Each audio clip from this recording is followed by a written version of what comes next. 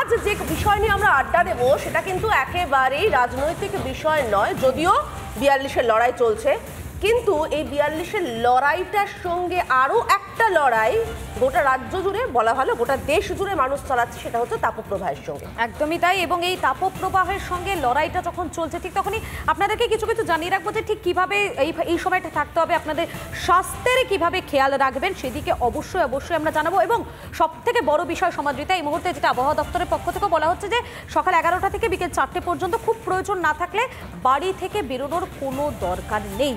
কিন্তু সমাদৃতা, এর মধ্যেও একটা প্রশ্ন উঠছে, এই যে এত তাপপ্রবাহ চলছে তারও মাঝে তো আমরা বিভিন্ন খবরগুলো দেখতেই পাচ্ছি, বিভিন্ন জেলা থেকে যে খবরগুলো উঠে আসছে যে জলাশয় বুঝিয়ে একের পর এক কংক্রিটের বিল্ডিং সেটা তৈরি হচ্ছে। তো আমরা কি খানিকটা হলেও দায়ী নয় এই তাপপ্রবাহের জন্য? ১০০ বার মধুকল্পিতা, খানিকটা নয় বলা ভালো, আমরা অনেকটাই দায়ী। এবং যে কারণে আজ এতটা গরম, তোমার মনে পড়ে মধুকল্পিতা ছোটবেলায় গরম আমরা সবাই পেয়েছি। তুমি যে জায়গায় বড় হয়েছো রায়গঞ্জ, আমি যে জায়গায় বড় হয়েছি দুর্গাপুর, আমরা বেশ গরমের জায়গাতে বড় হয়েছি এবং আমরা কিন্তু গরম পেয়েছি, ছোট থেকে গরম দেখে অভ্যস্ত, কিন্তু এই রকম দমবন্ধ করা গরম কিন্তু আমরা দেখিনি মধুকল্পিতা। একদমই তাই হচ্ছে, তার কারণ এই অবস্থার জন্য। একেবারে দিনের পর দিন যেভাবে এই খবরগুলো সামনে আসছে তাতে বোঝা যাচ্ছে যে আগামী দিনটা আরও হয়তো ভয়াবহ হতে চলেছে। তার আগে আমাদের একটু সচেতন হওয়া তো অবশ্যই প্রয়োজন। এবং সমাদৃতা, আমরা আজকে আলোচনা শুরু প্রথমেই কাদের বক্তব্য শোনাবো? তাপমাত্রা পারদের সঙ্গে ভোটের পারদও বাড়ছে এবং এর মধ্যে প্রচারে এসে কি বলছেন প্রধানমন্ত্রী নরেন্দ্র মোদী, কি বলছেন মুখ্যমন্ত্রী মমতা বন্দ্যোপাধ্যায়, শুনবো। একদম।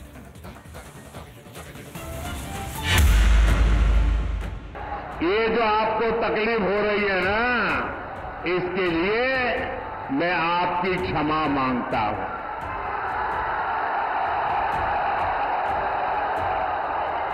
लेकिन जो धूप में तप रहे हैं उनको मैं कहता हूं, आपकी ये तपस्या मैं बेकार नहीं जाने दूंगा।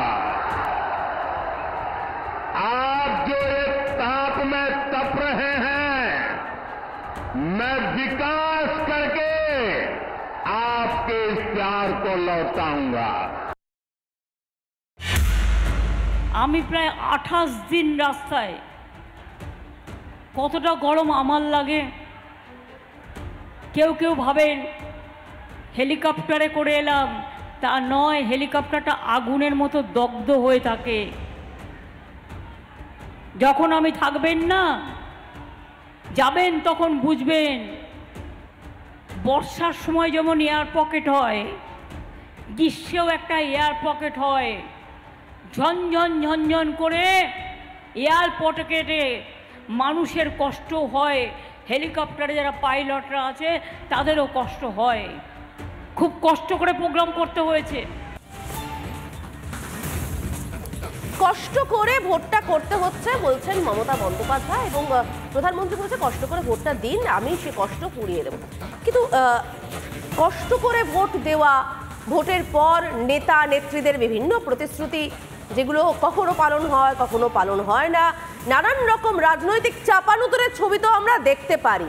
কিন্তু কেউ কি ভেবেছেন এতগুলো বছর ধরে ক্ষমতায় থেকে কেন এই পরিস্থিতিগুলো তৈরি হচ্ছে, সেই জায়গাটা কেন দিচ্ছি আমরা? আমরা চা আড্ডার ভোটের আড্ডার অংশে চলে যাব।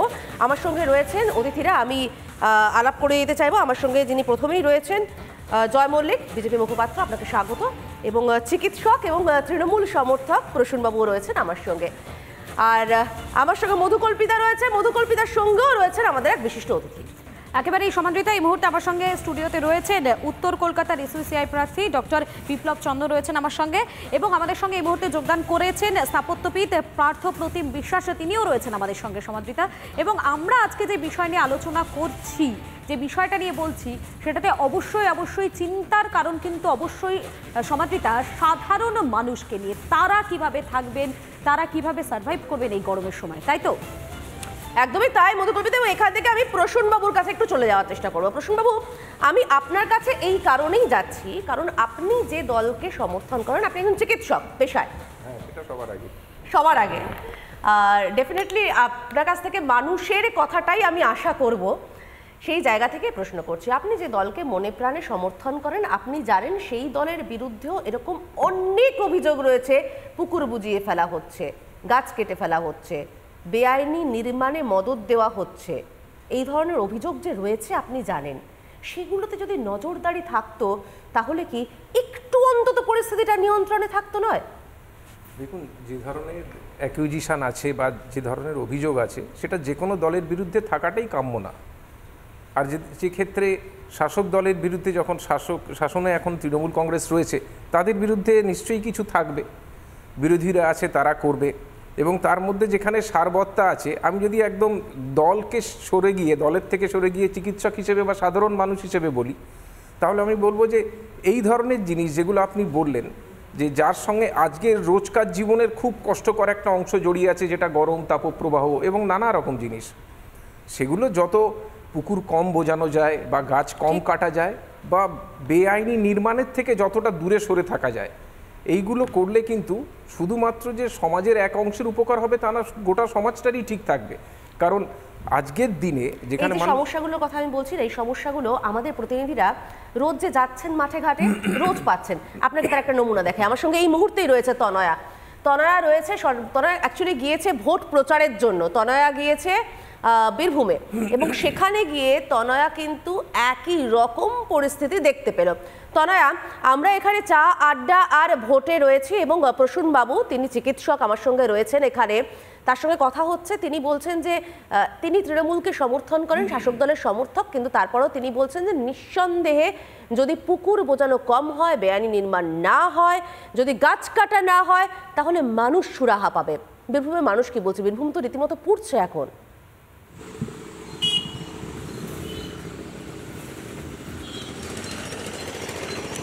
দেখো সমাদৃতা, একটা বিষয় বলি যে এখানকার মানুষজন এই গরমে যেভাবে নাজেহাল হচ্ছেন, কার্যত হাঁসফাঁস অবস্থা ঠিক এই সকালবেলাটা। তো এরপর ঠিক যখন সূর্য মাথার ওপরে থাকবে তখন কি হবে সেটা কিন্তু এখনই বলা যাচ্ছে না, অর্থাৎ রাস্তাঘাটে মানুষজনকে পাওয়া যাবে কিনা সেটা কিন্তু এখনই স্পষ্ট করে বলা যাচ্ছে না। কিন্তু যে 2-3 দিন আমরা এখানে রয়েছি তাতে কিন্তু একটা বিষয় স্পষ্ট হচ্ছে যে যত সকাল গড়িয়ে দুপুরের দিকে যাচ্ছে, মানুষজনের দেখা পাওয়া যাচ্ছে না, একবারে জনমানব শূন্য হয়ে যাচ্ছে রাস্তাঘাট। যারা এই মুহূর্তে এখানে উপস্থিত রয়েছেন আমি একটু তাদের সঙ্গে কথা বলি। এই যে আবহাওয়ার ক্রমাগত পরিবর্তন হচ্ছে, যেভাবে তাপমাত্রা বাড়তে শুরু করে দিচ্ছে, কি মনে হয় কি কারণের জন্য হতে পারে? এক তো হচ্ছে গাছ কাটা, পর্যাপ্ত পরিমাণে গাছ লাগানো হচ্ছে না সেই অনুপাতে, দ্বিতীয়ত জলাভূমি ভরাট করে ফেলা হচ্ছে, প্রাকৃতিকভাবে কোনো কারণে কি ভারসাম্য নষ্ট হচ্ছে, সেই কারণে এরকমভাবে তাপমাত্রা বাড়ছে? প্রথম কথা হচ্ছে যে জনসাধারণকে আরও সচেতন করা দরকার, এবং জনসাধারণের সাথে রাজনৈতিক যারা নেতৃত্ব দিচ্ছেন, অনেক ক্ষেত্রেই আপনি পেপারে এবং খবরের কাগজে দেখবেন যে শুধু বিজনেস পারপাসে সোনাঝুরি গাছগুলোকে কি পঞ্চায়েত কি পাবলিকও লাগাচ্ছে যে 5 বছর পরে তাকে আমি বিক্রি করব এবং তার থেকে আমি একটা লভ্যাংশ ঘরে তুলব। কিন্তু একটা গাছকে যে বাঁচিয়ে রাখা এবং সেটা যে পরিবেশ ভারসাম্য ঠিক রাখবে, সেই চিন্তাধারাটা ব্যাপকভাবে প্রচারের প্রয়োজন আছে। হ্যাঁ, এবং তার সাথে মানুষজনকেও আরও সচেতন হতে হবে যে আজকে যে জায়গাটাতে দাঁড়িয়ে রয়েছে সেই জায়গাটাতে একমাত্র এই গাছপালাগুলো আছে বলে সুস্থভাবে দাঁড়িয়ে আপনি আমাকে প্রশ্ন করছেন, আমি তার উত্তর দিচ্ছি। এই গাছগুলো যদি ধ্বংস হয়ে যায় তাহলে মানুষজনের দাঁড়াবার জায়গা থাকবে না। সেকেন্ড হচ্ছে যে জনবিস্ফোরণ। আজকে যে জায়গাগুলোতে আমরা গাছপালা দেখেছি সেই গাছপালাগুলোকে কেটে জনবসতি তৈরি হচ্ছে, তাতে বন জঙ্গল ধ্বংস হচ্ছে, এবং প্রায় আমরা পেপারে এবং খবর দেখছি যে জলাভূমিও ভর্তি করে দেওয়া হচ্ছে। জলাভূমি ভর্তি করে যে কংক্রিটে যে বোঝা তৈরি হচ্ছে, সেখান থেকে আমি একটু সংযোজন করি। কোপাইও অনেক সময় দেখা গিয়েছে, অভিযোগটা সামনে এসেছে যে কোপাই মূলত বুঝিয়ে ফেলা হচ্ছে একাংশ নদীর, এবং সেখানে অবৈধভাবে নির্মাণ গড়ে উঠছে। এটা কতটা প্রভাব ফেলছে? প্রশাসন কি সত্যি কিছু দেখছে না, নাকি প্রশাসন যদি কোন রকম পদক্ষেপ করতো তাহলে এইরকমভাবে কোনো ঘটনা ঘটতো না মনে করেন আপনি? আমি এখানকার লোক নই, আমি বুঝতে পারবো না কোপাইটা কোথায় আর কোথায় বলি। আপনি ওনাদের কথা বলি। এই তোমার কোপাই নদী থেকে তো মানে মাটি এবং বালি তোলা আসছে অবৈধভাবে, এই জন্য তো অনেক দুর্ঘটনা ঘটছে, ডেপটা বেড়ে যাচ্ছে। একদিকে হচ্ছে ওয়াটার হোল্ডিং ক্যাপাসিটি নদী বাড়ছে, কিন্তু অনেক ক্ষেত্রে বিপদ হচ্ছে, মানুষ সার করতে নেমে একবার ডুবে মানে মৃত্যু হচ্ছে। আর আমি বলতে গিয়ে আমি তো ছোটো থেকে এখানে আছি শান্তিনিকেতনে, আমাদের এখানে বীরভূম জেলা রালভূমির একটা অংশ বীরভূম জেলা, এখানে মাটিটা হচ্ছে একটু ল্যাটারাইটিক সেইগুলো তাড়াতাড়ি গরম হয়ে যায়, কাকড় জাতীয়। কিন্তু আমি দেখছি ছোটো থেকে এখানে শীতকালে 4.5 থেকে 5 degree Celsius minimum temperature record হয়, আর গরমকালে ওই 44 থেকে 45 এভরি ইয়ার, অল দ্য মানে এভরি ইয়ার হচ্ছে এটা কিন্তু চিরকালে দেখে এসেছি আমরা। এই যে চোরা কারবারি হচ্ছে এবং কার্যত বলা চলে অনেকগুলো সমস্যা তনয়া, নিঃসন্দেহে মানুষের কথা শুনতে থাকলে বোধহয় আমাদের দিনভর শুনতে হবে, কারণ তারা নিজেরা এই সমস্যার মধ্যে বাস করেন। আমি জয়বাবুর কাছে চলে যাবো। জয়বাবু, আপনি শুনছিলেন ডক্টর ঘোষও বারবার বলছেন যে কোনোভাবেই এটা সমর্থন করা যায় না, যে কোনো দলের হোক না কেন। আমি অবশ্যই সাধুবাদ জানাবো, উনি এটা বলেছেন স্টুডিওতে এসে। আপনাদের মনে হয় না কোথাও যে প্রধান বিরোধী দল এ রাজ্যে আপনাদের মনে হয় না যে আপনাদেরও একটা দায়িত্ব রয়েছে যে রাস্তায় বেরিয়ে দেখি কোথায় এগুলো হচ্ছে, যদি শাসকের নজর এড়ায় তাহলে নজরে আনি? মনে হয় না এই যে প্রচণ্ড গরমে প্রচার চলছে, আচ্ছা যে জায়গা দিয়ে আমরা প্রচারে যাচ্ছি সেখানে কটা অন্তত গাছ পুঁতে আসি? নিশ্চয়ই। প্রথম কথা ধন্যবাদ জানাই এরকম একটা বিষয় নিয়ে আজকে শো করার জন্য, এবং ডাক্তারবাবু যেটা বললেন আমি ওনাকে ডাক্তারবাবুই বলেই সম্বোধন করছি, রাজনৈতিক কোনো কর্মী হিসেবে নয়। তো কারণ ওনার কথাটাকে আমি পূর্ণ সমর্থন করছি। আমি নিজে একজন শিল্পাঞ্চলের মানুষ, আমি হলদিয়া শিল্পাঞ্চলে ছোটোবেলা থেকে বড় হয়েছি, আমি জানি বিষয়গুলো কি। কিন্তু সত্যি কথা বলতে দেখুন, এই পরিবেশটাকে বাঁচানোর দায়িত্ব কিন্তু মানুষের। আজকে যদি ইন জেনারেল বলি যে গ্লোবাল ওয়ার্মিংয়ের জন্য আজকে এই টেম্পারেচারের যে রাইজ বা বিভিন্ন রকম পুরো দেশের শুধু না পুরো প্ল্যানেটটার এরকম পরিস্থিতি, সেটার জন্য কিন্তু যে মানুষগুলো এই বাস করছে তাদের হ্যাবিটস, তাদের ডেইলি আমাদের যে নেচারে চেঞ্জ করছি আমরা, সেটা কি একদিক থেকে আমরা গাছ কেটে ফেললাম। গাছ কাটতে যদি আমরা সরকারকে বলি যে সরকার নিয়ম বানাক যে এখানে এইভাবে গাছ কাটা যাবে না, তাহলে একটা রেস্ট্রিকশন হতো। তার জন্যই তো আইন বানানো হয়। আপনারা দেখবেন যে জায়গায় একটা ফার্টাইল বা একটা উর্বর জমি, সেই উর্বর জমিকে কি করে আজকে জল ঢেলে কি করে একটা চাষের ভেড়ি করে দেওয়া হচ্ছে, সেটা আমরা সন্দেশখালিতে দেখছি। তো একটার পর একটা এরকম আমাদের পুরো পৃথিবী, আমাদের যে নেচারকে নিয়ে, সেটাও কিন্তু একটা মানে নোংরা খেলা চলছে রাজনীতির সঙ্গে। এটা একদমই কাম্য নয়। একেবারে মানে যে বিষয়টা সামনে উঠেছে যে রাজনীতিটা চলছে, কিন্তু আখেরে সাধারণ মানুষের কথাটাকে কেউ ভাবছে? এই যে 5 বছর পর পর ভোট হচ্ছে, ভোটের ময়দানে প্রার্থীরা তারা নামছেন, তারা প্রচার করছেন, আপনিও যাচ্ছেন, সাধারণ মানুষের সাথে কথা বলছেন, কিন্তু তারপরে ঠিক কি হচ্ছে? যখন এত অভিযোগ করেন, আমাদের ক্যামেরায় বহুবার ধরা পড়েছে, আমাদের বহু প্রতিনিধি গিয়েছে, যখন যেখানে জলাশয় ভরাটের অভিযোগ উঠে এসেছে তারা গিয়েছেন, তারা বলছেন যে দেখতে পাচ্ছেন চোখের সামনে এই ধরনের একটা ঘটনা ঘটছেন, প্রশাসনের কাছে যাচ্ছেন, কিন্তু কোনো সুরাহা তারা পাচ্ছেন না। আসলে দেখুন, এখানে যেটা হচ্ছে, আমি যদি চিকিৎসক হিসেবে বলি বা সাধারণ মানুষ, বা আমি উত্তর কলকাতা এসইউসিআই কংগ্রেস দলের প্রার্থী, এই যে গাছ কাটা, পুকুর বোঝানো, এটা কিন্তু আজকের দিনে একটা নেক্সাস পলিটিক্যাল যারা বিশেষ করে রুলিং পার্টি। একেবারে আমি আসবো, আমি আপনার কাছে আসবো, তবে এই মুহূর্তে আমাদের সঙ্গে সরাসরি রয়েছেন পার্থপ্রতিম বিশ্বাস রয়েছেন। আমি পার্থপ্রতিম বাবুর কাছে একবার যাবো। পার্থপ্রতিম বাবু, আপনি বহুদিন ধরে এই বিষয়গুলো নিয়ে বহু চর্চা করছেন, মনে হচ্ছে না যে কোথাও গিয়ে নজরদারির যে অভাব সেটা আরো বেশি জোরদার হচ্ছে, যে কারণেই এতটা বেশি সাধারণ মানুষের কষ্ট, সাধারণ মানুষের সমস্যা হচ্ছে?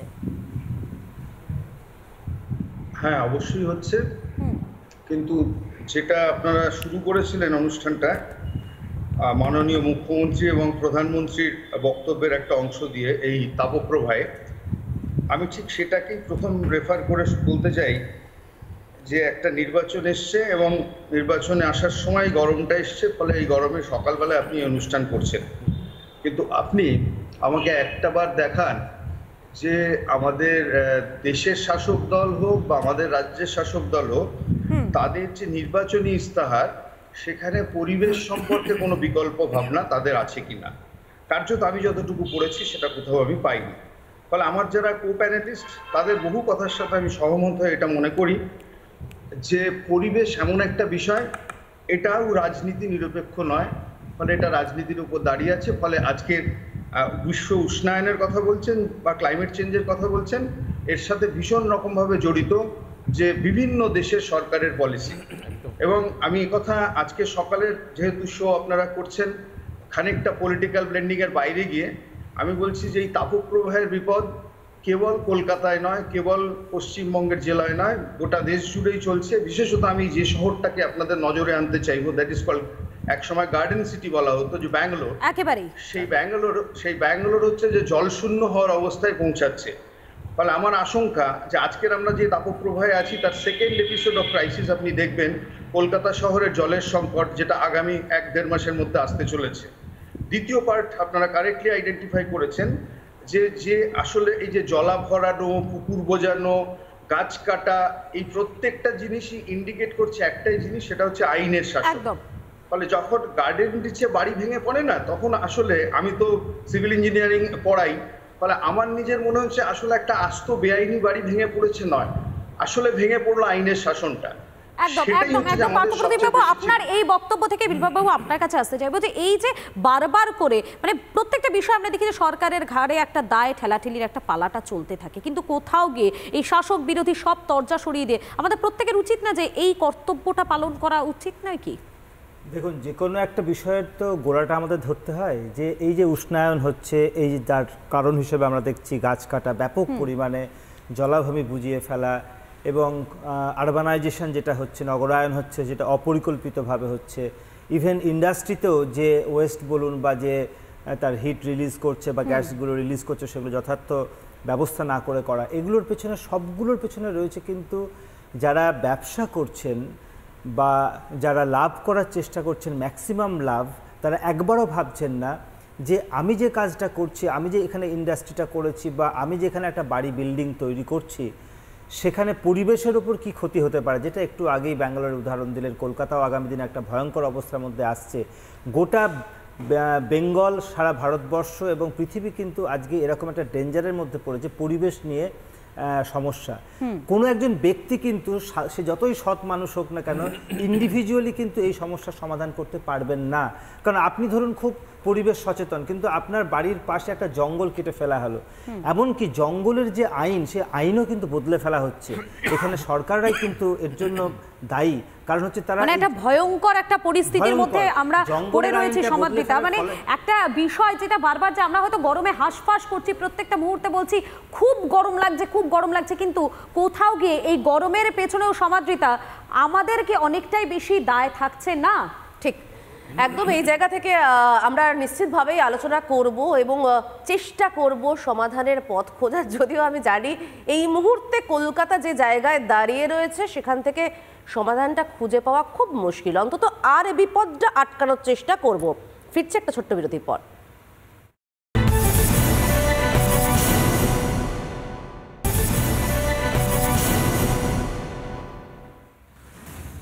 ফিরে এলাম বিরতির পর। চারটার ভোটের আলোচনা, তর্ক বিতর্ক আমাদের চলবে, তবে এই মুহূর্তে একটা গুরুত্বপূর্ণ ব্রেকিং এর দিকে আমাদের নজর রাখতে হচ্ছে, সন্দেশখালির দিকে নজর রাখতে হবে।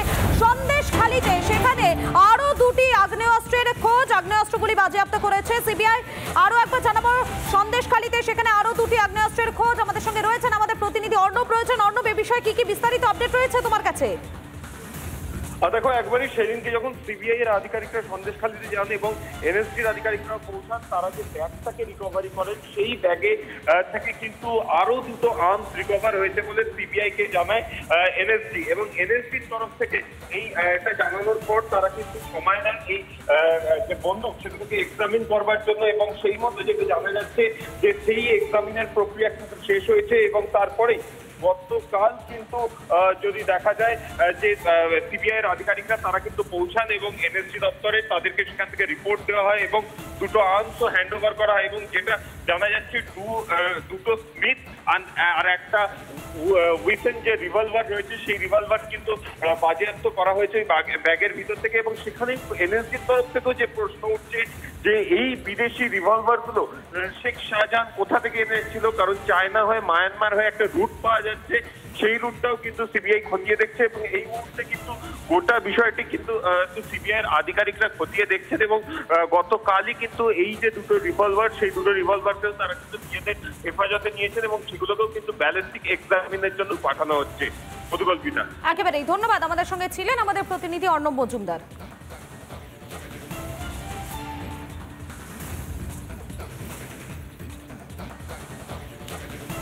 আমি আবারও সরাসরি চা আড্ডার ভোটের এই তর্ক বিতর্কে চলে আসবো। আমাদের সঙ্গে রয়েছেন প্রত্যেকেই, তবে এই মুহূর্তে আমাকে যেতেই হচ্ছে প্রসূনবাবু আপনার কাছে। প্রসূনবাবু, এই তর্ক বিতর্ক আলোচনা সবকিছু শেষে একটা খুব সাজেশন সাধারণ মানুষের জন্য। এই যে তাপপ্রবাহটা চলছে, বলা হচ্ছে যে দুপুর 11টা থেকে বিকেল 4টে পর্যন্ত খুব প্রয়োজন না হলে বাড়ি থেকে বেরোবেন না, কিন্তু যাদের প্রয়োজন হচ্ছে, যারা বেরোচ্ছেন, তারা ঠিক কি কি প্রোটেকশন নেবেন, কিভাবে নিজেকে এই তাপপ্রবাহ থেকে রক্ষা করবেন, একবার যদি বলেন।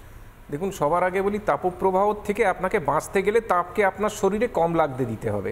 সেটা তো সামগ্রিকভাবে সম্ভব নয়। তাহলে আপনি কি করতে পারেন? সঙ্গে যারা বাইরে কাজ করেন, যারা মায়েরা, বোনেরা, দিদিরা, দাদারা যারা বাইরে কাজ করেন, তারা বলবো খুব সোজা ছাতা ব্যবহার করুন। যাদের কাছে নিজস্ব গাড়ি নেই, সঙ্গে আর কিছু রাখুন না রাখুন, জল রাখবেন। মানে ডাক্তার হিসেবে আমি এইটুকু বলতে পারি, তাপকে যদি কেউ ঠেকাতে পারে সেটা কিন্তু জল। তাপ আপনাকে তখনই এফেক্ট করবে, ক্ষতি করবে, যখন আপনার শরীরের থেকে জলের পোর্শন কমে যাবে।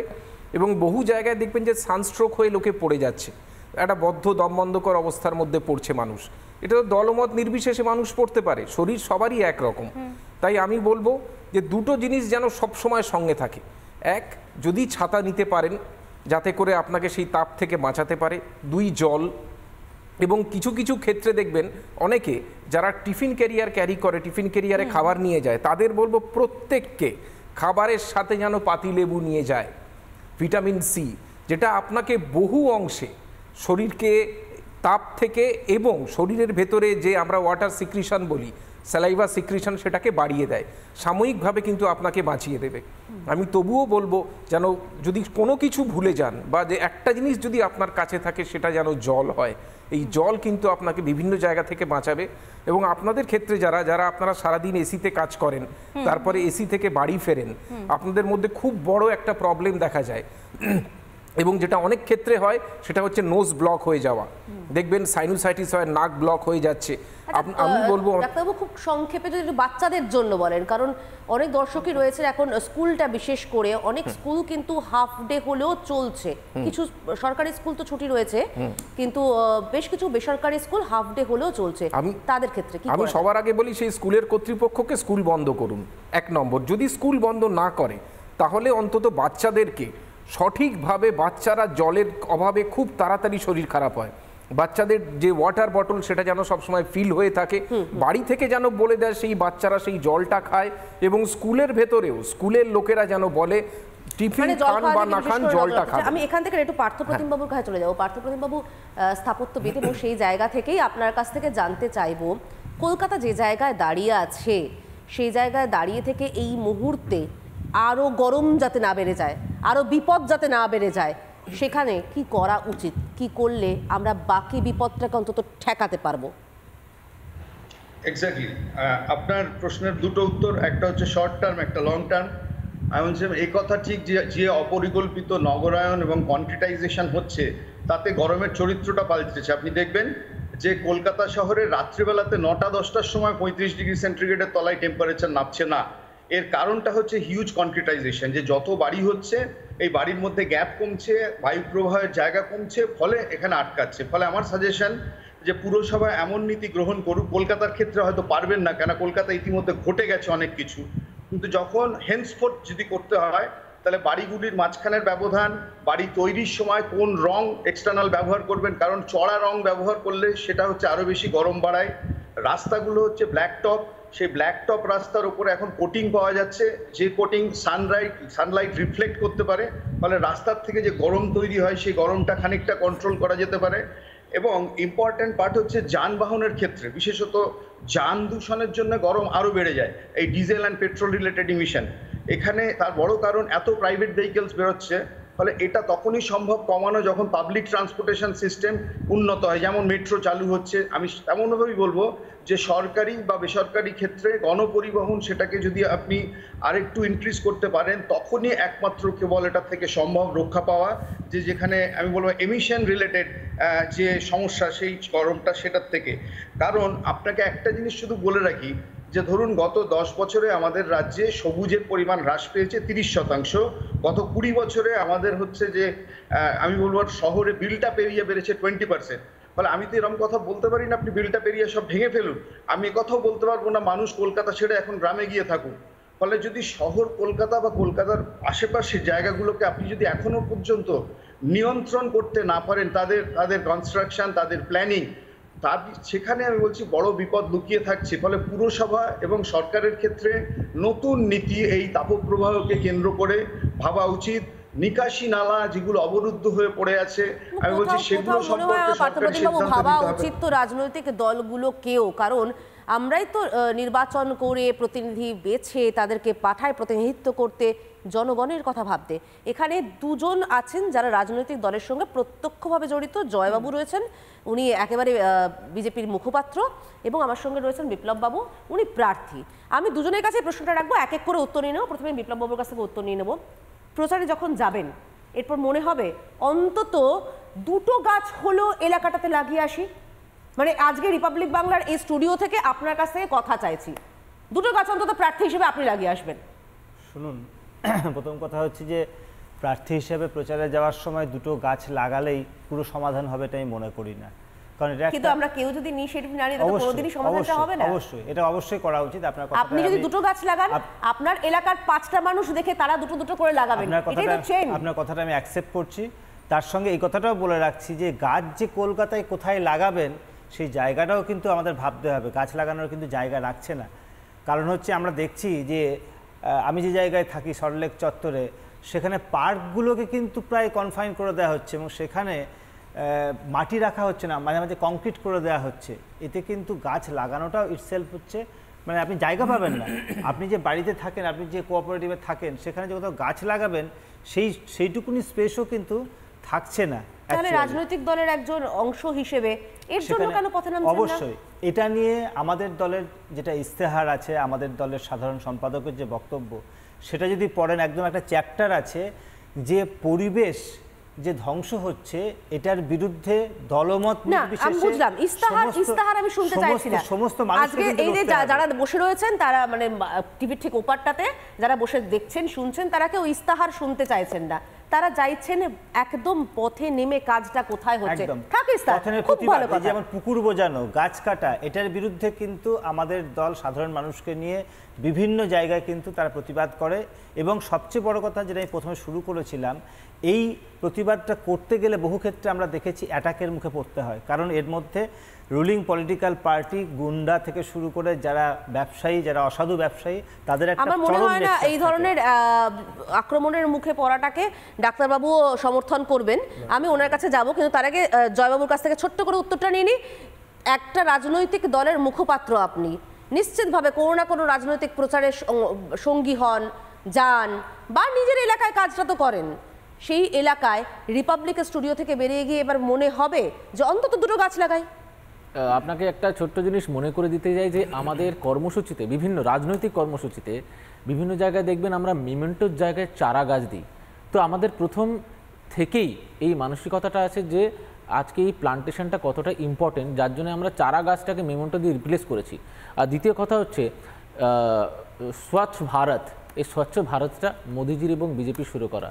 আজকে নবমী গঙ্গে, এটা কিন্তু মোদিজি এবং বিজেপি শুরু করা। বুঝলাম মোদিজির সমস্ত প্রকল্প সব বুঝলাম জয়বাবু, কেন পরিষ্কার কথা পথে নেমে আপনি কখন করছেন, আপনারা কখন করছেন, আমরা কভার করব। কর্মসূচি নিচ্ছি আমরা, রীতিমতো কর্মসূচি, প্রত্যেক মাসে আমরা কর্মসূচি নিই। সেটা হচ্ছে আজকে একটু আগে পার্থবাবু বললেন, সেটা কিন্তু এই পরিবেশের সঙ্গে দূষণটাও একটা বড় ইম্পর্টেন্ট জিনিস। সেটা হচ্ছে নদীর উপরে বিভিন্ন। পার্থবাবু এখানে কিছুটা বলতে চাইছেন, পার্থবাবু বলুন। অনেকের সাথে সহমত যে গাছ লাগানোটা একটা বড় ইস্যু, এবং এটাকে পপুলারাইজ করার জন্য আমি আপনাদের একটাই বলবো, একটা কনসেপ্ট যে গাছ দত্তক নিন। নিজের বাচ্চা বড় করি যেভাবে, বাড়ির পাশে হোক, পার্কে হোক, একটা গাছ দত্তক নিন, সেই গাছটাকে রক্ষা করুন, গাছটাকে একটু বড় হতে দিন। তাহলে কিন্তু আমি বলবো যে নিজের ছোট ছোট এই দায়িত্বগুলো পালন করার মধ্যে দিয়ে খানিকটা সামাজিক দায় আমি বহন করবো, আদারওয়াইজ সমালোচনার মধ্যে থাকবো। খুব সুন্দর প্রস্তাব। জয়বাবু সেটা বলতে আমি একটু জাস্ট ছোট্ট করে বলছি, সেটা হচ্ছে এই পার্থবাবুর কথা রেস্টে নিয়েই বলছি যে দূষণটা কিন্তু একটা বড় ফ্যাক্টর। এর জন্য ওয়েস্ট ম্যানেজমেন্ট, এটার জন্য, এবং পলিউশন কন্ট্রোল, যেটা গাড়ি থেকে এমিশন হচ্ছে, তার জন্য টেকনোলজি করা দরকার। আমরা বুঝতে পারছি, বারবার সবাই বলছেন। আমার প্রসঙ্গ হচ্ছে রাজনৈতিক দলের একজন মুখপাত্র হিসেবে, রাজনৈতিক কর্মী হিসেবে আপনারা নিজেরা পথে নেমে করবেন তো, মানুষের জন্য করবেন তো? বিপ্লব বাবু অবশ্যই করব, করবেন। জয়বাবু আমি সময় খুব জয়বাবু একদম। আচ্ছা, এবার ডাক্তারবাবুর কাছে চলে যাবো, খুব ছোট্ট করে চলে যাবো ডাক্তারবাবুর কাছে। ডাক্তারবাবু, আক্রমণের কথা বলছিলেন, আমি জানি, আমি বিশ্বাস করি আপনি এটাকে সমর্থন করেন না। আপনারা আক্রমণ সমর্থন করি না। আমি একটু ছোট্ট একটা ইন্টারাপ্ট করি সমাদৃতা, আমার একটা ঘটনা এই মুহূর্তে না বললেই না। হাওড়াতে সেখানে একজন পরিবেশ কর্মী, তিনি মারা গিয়েছিলেন, তপন দত্ত। জলাভূমি ভরাটের অভিযোগ করেছিলেন, তিনি প্রতিবাদ জানিয়েছিলেন, তাকে প্রাণ দিতে হয়েছিল। সালটা 2011 ছিল। এই ধরনের ঘটনা আমি বলছি তো যে কোনো সমাজের কাছে কলঙ্কজনক। আমি যে দলই করি না কেন, যে পরিবেশকে বাঁচাতে চায় তাকে যদি আমরা মেরে ফেলি, তাহলে আমরা পক্ষান্তরে নিজেদেরই মেরে ফেলছি। আমি একটা কথা বলবো আপনাদের, জানেন তো, এই যে উষ্ণায়নটা হচ্ছে, এখানে কিন্তু অনেক অংশে একটা জিনিস দায়ী, আনপ্ল্যান্ড কনস্ট্রাকশন। সে যে দলই থাক না কেন ক্ষমতায়, আমি বলবো আপনারা এখানে তো, আমরা তো একটা সূত্র বা একটা রাস্তা খোঁজার চেষ্টা করছি। যে জায়গাতে লোকেরা কনস্ট্রাকশন করছে সেই ধরনের প্রমোটারদের, যেই করুক না কেন, পার্টিকুলারলি কর্পোরেশন থেকে এবং মিউনিসিপ্যালিটি বা পঞ্চায়েত থেকে যেন অর্ডার দেওয়া হয়, তোমার বাড়ির প্রেমিসেসে যেমন তুমি ছাড় দিচ্ছ, জায়গা জলের জন্য ছাড় দিচ্ছ, ড্রেনের জন্য ছাড় দিচ্ছ, একটা জায়গা ছাড় দিতে হবে যেখানে গাছ পোঁতার জন্য জায়গা রাখতে হবে। প্রতি বাড়িতে যদি এই ছাড় দেওয়া হয়, তাহলে দেখবেন আজকে দিলে তো আজকে হবে না, 10 থেকে 15 বছর বা 20 বছর পরে হয়তো এই উদ্যোগটাই আগামী 20 বছরের পরের জেনারেশনটাকে বাঁচাবে। এই একই কথা বিপ্লববাবু বলতে চাইলেন যে জায়গা ছাড়তে হবে। আচ্ছা, চিকিৎসক হিসেবে উনি 2-4টে কথা বলতে চান দর্শকদের জন্য, গরম থেকে বাঁচার জন্য, খুব সংক্ষেপে। যেটা বললেন পার্থবাবু, তার আগে বা ওনারা ডক্টর বললেন, আমি শুধু কয়েকটা কথা বলবো। একটা হচ্ছে ফুল স্লিভ জামা, কটন জামা, হালকা মানে জামা খুব ইম্পর্টেন্ট। জলের ক্ষেত্রে আমি যেটা বলবো, অনেক সময় বাচ্চারা বিশেষ করে তারা কেউ কোল্ড ড্রিঙ্ক ক্যারি করেন বা গ্লুকোজ ওয়াটার ক্যারি করেন বা ফ্রুট জুস ক্যারি করেন, এগুলো কোনোটাই কিন্তু গরম থেকে বাঁচার রাস্তা নয়, বা এগুলো কোনোটাই কিন্তু আমাদের ডিহাইড্রেশন থেকে রক্ষা করবে না। প্লেন ওয়াটার, প্লেন জল, এবং তার সঙ্গে প্রয়োজন হলে ওআরএস অথবা হোম অ্যাভেলেবেল ফ্লুইড, যেটা বলা হয় নুন চিনি বা লেবু দিয়ে যে জল, এটাই কিন্তু বেস্ট সলিউশন। কারণ এই জলের যে আমাদের অসমোলারিটি থাকে, সেটা ব্লাডের সঙ্গে অ্যাটপার্ট থাকে, তার ফলে আমাদের শরীরের ডিহাইড্রেশনটা থেকে আমাদেরকে রক্ষা করে। ফলে কখনোই ফলের রস, কোল্ড ড্রিঙ্ক বা গ্লুকোজ জল নয় এই গরমে। এটা আমার, আমি এখান থেকে সময় খুব সংক্ষেপ, স্কুলগুলোতে বড় সময় খুব সংক্ষেপ, আমি মধুকল্পিতের কাছে চলে যাব। একদম আমরা শেষ করব, তবে শেষ করার আগে জয়বাবু কিছু একটা বলতে চাচ্ছেন, একদম খুব ছোট্ট করে, সময় একদম শেষ। আপনাদের একটা ব্রেকিং এসলো, এই সূত্রেই বলছি যে ছোটবেলায় মনে পড়ছে, এটা আম খাওয়ার পরে না আমের আটিটা আমরা মাটিতে পুঁততাম, এইভাবে এখন থেকে একটা গাছ হবে। কিন্তু আজকে দেখুন পশ্চিমবঙ্গে দেখা যাচ্ছে মাটির মধ্যে পুঁতে রাখছে অস্ত্র। এটাই হচ্ছে পশ্চিমবঙ্গের এবং সাধারণ মানুষের ডিফারেন্স। বুঝুন যে আম খেয়ে আমি জয়বাবু তাপপ্রবাহের সঙ্গে ভোটের উত্তাপ একেবারে একাকার করে দিয়েছেন মধুকল্পিতা। একদম একদম। এবং এইভাবে যেভাবে তাপমাত্রার পারদ বেড়েই চলেছে, ঠিক তখনই কিন্তু আমরা দেখতে পাচ্ছি রাজনীতির ময়দানে সেখানেও কিন্তু ভোটের উত্তাপ সেটা বেড়েই চলেছে। প্রত্যেকদিন সকালবেলায় চা আড্ডার ভোট নিয়ে আমরা থাকি, তর্ক বিতর্ক আমাদের চলতে থাকে। তবে আজকের টপিকটা অনেকটাই অন্যরকম ছিল। শেষ করার আগে আমি আর সমাদৃতা আমরা দুজনেই রয়েছে এই মুহূর্তে এই স্টুডিও থেকে, রিপাবলিক বাংলা স্টুডিও থেকে। সেখান থেকে প্রত্যেকটা মানুষের জন্য, সাধারণ মানুষের জন্য একটাই কথা বলার, এই গরমে সাবধানে থাকুন, সাবধানে চলুন। আজকে চা আড্ডার ভোট এখানেই শেষ করছি।